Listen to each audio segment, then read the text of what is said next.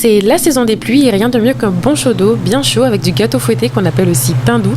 Il s'agit d'une spécialité des Antilles, particulièrement de la Guadeloupe. Et là on va commencer par préparer le gâteau fouetté en séparant les jaunes et les blancs. La particularité justement de ce gâteau, c'est qu'il se fait sans matière grasse et sans levure, d'où son nom, gâteau fouetté, puisqu'on va absolument tout fouetter, à commencer justement par les jaunes d'œufs avec le sucre. D'ailleurs ma soeur m'a acheté cette petite râpe et elle me harcèle pour que je l'utilise dans mes vidéos, alors je vous en prie dites-le en commentaire que sa râpe est magnifique, comme ça elle me laissera tranquille.